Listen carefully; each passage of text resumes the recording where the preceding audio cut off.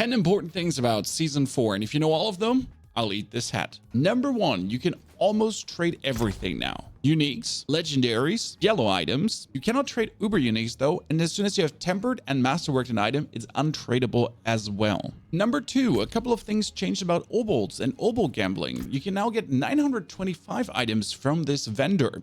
Yes. And not only 925 items, they can also roll the greater affixes that are the 1.5 times increased affixes on items. And not only one greater affix, 2 or 3 greater affixes is possible. That means finally endgame gear from the Obol Vandler, and you're getting 2,500 Obols in total now instead of the 1,000 Obols, plus Nightmare Dungeons and the Pit are dropping Obols at the end as well.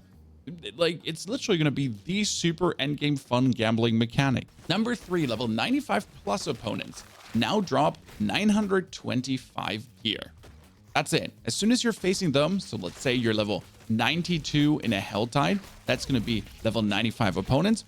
Or if you're level 85 and you increase the level of the Helltide by 10 levels with a Mine Cache, that's the brand new item for Helltides, you can already get 925 items at level 85. And you can get them even sooner. Which brings me to number 4, tier 41 dungeons. This is the only tier you technically have to do for endgame gear, because the monster level, as it states up there, is level 95. That means as soon as you can do a tier 41, and on the test server, I did this with the level 61 Necromancer and minions, you're able to get the endgame gear. No more looking at this 871, 750, whatever stupid, always 925 from tier 41 dungeons onwards. And on top of that, Nightmare Dungeon Glyph XP got buffed. And as mentioned before, Obols drop now at the end to have you even more Obol gamble. On the topic of items dropping left, right, and center, uniques now drop in World Tier 1 and 2 too, so you might be finding some of your favorite stuff in absolute low levels, which can be frustrating as well. But more importantly, uber uniques have a slight chance to drop from level 55 opponents onwards. As soon as you enter World Tier 3, they could drop.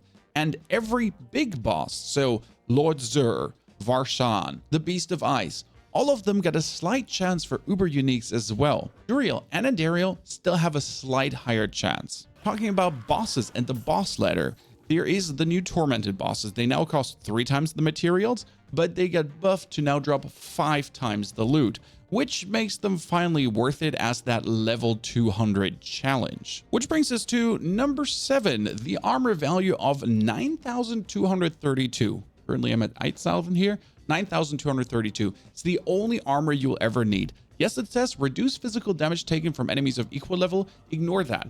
It's always the 85% damage reduction now from any level. Level 200, level 150, level 120. 9,232, never higher than that. And yes, your resistances still have to be 75, 75, 75, 75, 75. So that one did not change. It's literally only the armor for the physical damage reduction. And the reason why they did this, because a lot of people seem to be confused, is quite simple. Because right now, if you're doing a tier 100 dungeon, you have level 154 opponents. But how much armor would you need for them? Well, we do know that it's around 13,000 somewhere. And for the Abattoir tier, it was like 16,000. And then for the Pit, it was like 20,000 maybe? But that's the thing. We didn't know, we were guessing. They gave us an armor cap. You can achieve that. Done. And then you can focus on damage and the other shebang. During this season, there will be a lot of Resplendid sparks up for the grabs. These are needed to craft uber uniques, and you can get one for free by killing Uber Lilith, and she should be very easy with the new tempering and masterworking. Then if you help the Iron Wolves in the Helltide with the quests they have for you, you will get another Resplendid spark. And yes, if you are finishing this seasonal journey, there's one more waiting for you. That's almost an uber unique. Now there's a sad thing too to talk about, and that is the new tempering feature at the smith. But if you do temper an item, it has tempered durability, and that can run out. So you can temper 1 time for free and then 5 further times. And if you roll the wrong things, your item might be, well, broken because you didn't get the temper you were looking for. That can be highly frustrating, especially with greater affix items, but I would say it's less frustrating since we do have the Obol vendor and we can get Obols very easy. And worst case scenario, if you're looking for a glove, you'll just roll it through until you have another glove to then probably break your tempering again. Now, something for the people that don't know what they should play yet. Blizzard is making it very easy because the seasonal journey is usually providing gear that is useless. Well, this changes now. So every cache during the seasonal journey will provide you with gear for a specific build. And every class has their one build Blizzard kind of offers you as an option to play. For Necromancer, that is going to be minions. So if you wish to play minion Necromancer, the seasonal journey is already going to supplement you with the respective gear that you're looking for. For the Druid, it's going to be Pulverized Druid. So if you like to play Overpower, despite Overpower getting nerfed a little bit, you can choose to play Pulverized Druid. Barbarian's theme for this season is going to be Dust Devil. You might have seen it, trillions of Dust Devils, which get actually nerfed visually and damage-wise, but is still plenty good. Then for the Rogue, we have the Barrage Rogue. I think they kind of want you to play that distance archetype a little bit this season. And lastly, for Sorcerer, we're talking about Fire Cannon, Incinerate, shooting out your fire beam to burn everything down. And even if you don't want to play these builds, you can just take the gear, disenchant it, and all these aspects, instead of landing in your inventory, will now go into the Codex of Powers. And if you then feel like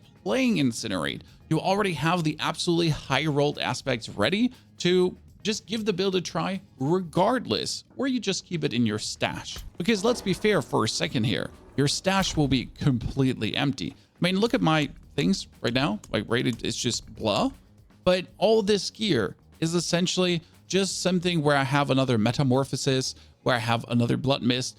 All this will be now in your Codex of Powers. The only thing I have in my stash left is uniques for certain builds, then my potions and maybe some boss materials and glyphs.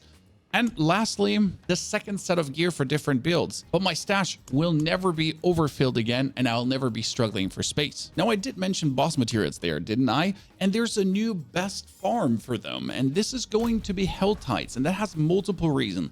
First, there's going to be the Blood Maiden that you can summon with the Baneful Hearts, and the Blood Maiden just drops always exquisite blood. She can drop any other boss material as well. On top, the Helltide has these Iron Wolf specific Whisper quests, and Whisper quests will give you materials from the Tree of Whispers, but if you do finish one of these Whisper quests, there might always be one of the corrupted monsters appearing to drop even more of Arshan materials. Plus, finally, and that is actually crazy, every boss, every chest, every loot goblin, everything now has a chance to just pop out boss materials too. And where are you going to face most elites, especially with that danger meter that's filling up in the Helltide now? That is in the Helltide. Constant stream of elites. So farm for your boss materials there. Now a final one, and this might be my absolute favorite and doesn't get mentioned enough. They cut away all these stupid materials from the elixirs. It's like now only 2 or 3 different materials that you easily pick up. So crafting elixirs will be easier than ever since they work multiplicative with all the new XP multipliers. 250% here, 150% here, 50% bonus XP on veteran, and then the bonus XP you even get from the seasonal blessings and hanging out with your friends. Do not miss out on this. Tell me, ladies and gentlemen, did you know all of these? Do I have to eat my hat now? If you're not yet sure what to play, check the Necromancer. And if you don't know how to level, I got you covered on both fronts. Enjoy. Thank you for watching.